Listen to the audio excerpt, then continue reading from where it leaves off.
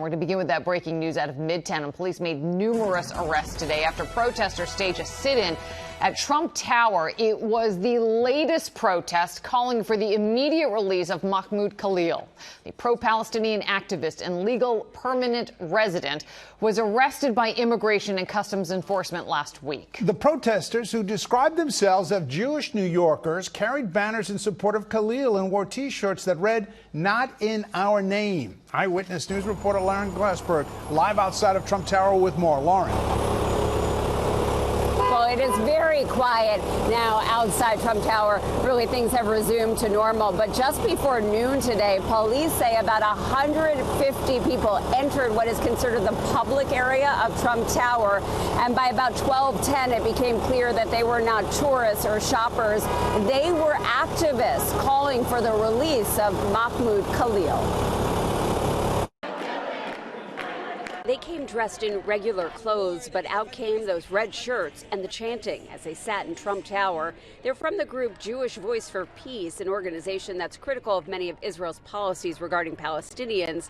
And today, they're also calling out the Trump administration. He is misusing claims of anti-Semitism in order to try to divide and prevent people from coming together to stop his authoritarian takeover of our country and his destruction of our civil liberties. NYPD responded to the show of civil disobedience within minutes. The mission was simple: secure the perimeter of Trump Plaza, make sure there's no issues in the building, and then we can proceed with making arrests. Protesters were arrested, hands put in zip ties, and they were led out to Fifth Avenue, where traffic crawled to a stop.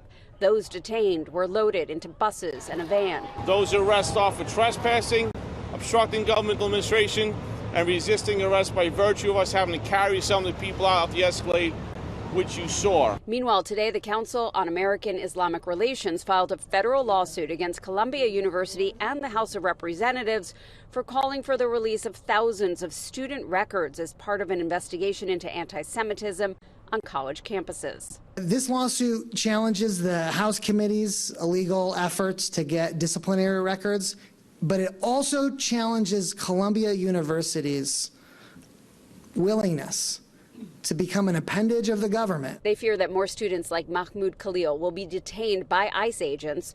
The White House calls Khalil a threat, and they're considering deporting him despite the fact that he has a green card. An outrage to those protesting at Trump Tower today. We're seeing the Trump regime weaponize anti-Semitism to attack freedom of speech, to attack our immigrant communities and the Palestine Liberation Movement. But we know today is Mahmoud Khalil and tomorrow it could be anyone. Now, it took the NYPD, with the help of the Secret Service, about 2 hours to clear Trump Tower and this area. There was no damage to property. There were no injuries, according to police, but they did arrest 98 people. Live in Midtown, Lauren Glassberg, Channel 7 Eyewitness News.